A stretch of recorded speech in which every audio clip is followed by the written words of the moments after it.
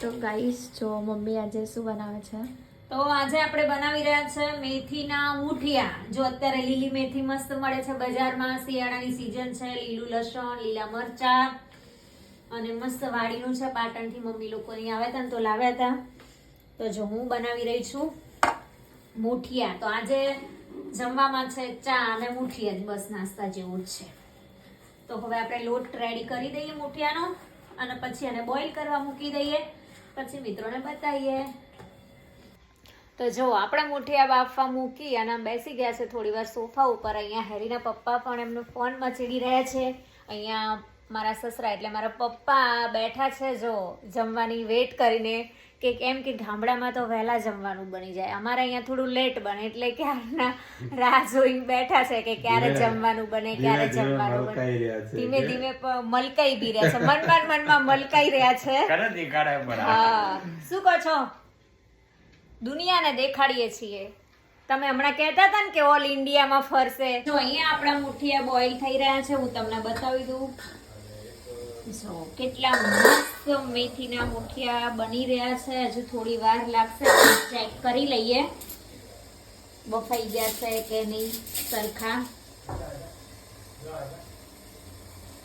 તો જો થોડી વાર બાફવા દઈએ, કેમ કે બફાઈ ગયા છે એટલે જો કટ બી થઈ ગયું છે. જો હેલીબેન તો સૂતા છે, એમને લાગે છે ઠંડી, અને સૂતા સૂતા શું જોવો છો તમે? ઓકે, વિડિયો મેરેજનો, અમારા રામભાઈના મેરેજનો વિડિયો જોઈ રહ્યા છે ને ઓઢીને ઠંડીના કેવા સૂતા છે.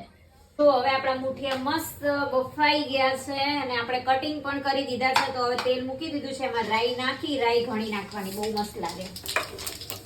રાઈ, પછી જીરું અને થોડી હિંગ, પછી આમાં લીમડો, મરચા અને તલ બધું નાખી હલાઈ દઈએ.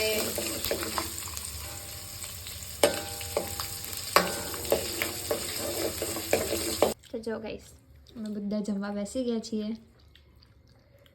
મુઠિયા, લસણની ચટણી.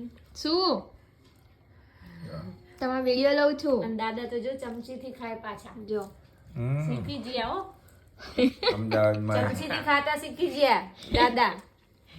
આપણે હાથેથી ખાઈએ નહીં, ચમચીથી ખાઈ. જો આ જો આ હાથેથી ખાય છે. અને જો મસ્ત ઇલાયચી વાળું ગરમા ગરમ ગળ્યું દૂધ અને મુઠિયા દાદા માટે ચા બનાવી. ભાયા